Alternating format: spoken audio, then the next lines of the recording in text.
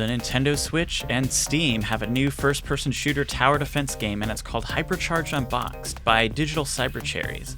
Every time a first-person shooter comes out on the Nintendo Switch, I am all over it. Now, I'll start off by saying this is one of those games that looks cool on paper when you're watching gameplay, but there are a few issues with it that keep me from ever wanting to pick it up again. You play as an action figure collecting coins to build walls and traps, keeping the enemies from destroying your cores, which are scattered around the map. What is a core? I don't know, it's a thing that you gotta protect for some reason. The graphics are great, everything looks like an actual toy, and the game is just a delight to look at.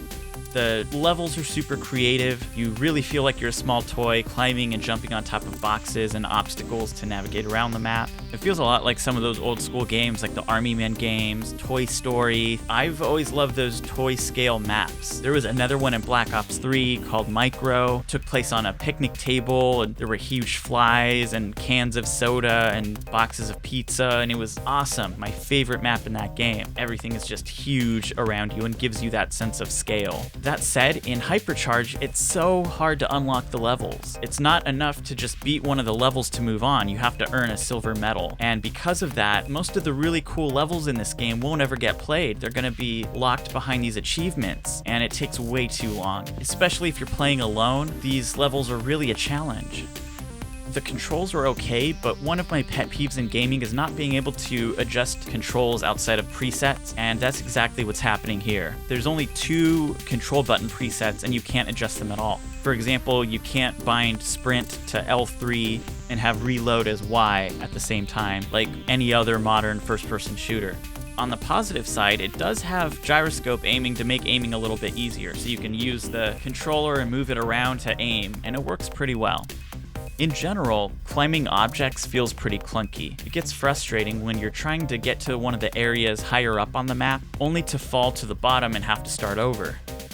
The biggest problem here is that the online play is already dead. I tried finding a match opening weekend back in February, and only one other player joined the lobby. I tried again a couple months later, and things aren't looking any better. Now, I played it on the Switch, so it might be a little bit better on Steam, but on the Switch it's pretty much dead.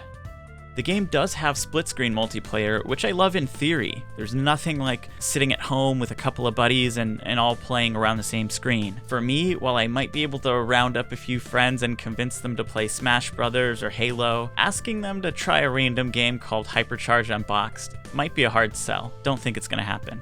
If you don't have anyone to play with locally and you can't find a game online, which is likely, you won't get to play the best part, Team Deathmatch. The game doesn't have any bots either, other than the enemies you fight in the tower defense mode. I think it's really a missed opportunity. I love the theme, the weapons, the maps, and the character customization. It just needs that quick gameplay loop that keeps you coming back, and for me, tower defense just doesn't do it. Even if you do enjoy tower defense, it sometimes feels nearly impossible to cover the entire map on your own. Because of this, unlocking maps by beating previous ones feels like a chore. The developers released a roadmap promising new maps and features, but my biggest problem, the lack of bots, isn't addressed. I really wanted to love this game, and if it had bots or anyone was playing online, I likely wouldn't be able to put this down. As it stands, if you're really big into tower defense or can get a crew together, there might be something here for you. And don't get me wrong, a lot of people online love this game. It just wasn't for me. I'm not a big tower defense person. If you're like me and you've been looking for something to fill the void left by a lack of Call of Duty on the Switch, and you've downloaded every single first-person shooter on launch day as it's come out, and you've been disappointed every single time, this is going to be another one of those disappointments. It's a lot like that scene in Toy Story where Andy drops Woody in slow motion and says, "I don't want to play with you anymore." That about sums up my feelings for this game. If I had 3 wishes, one of them would be Call of Duty on the Switch.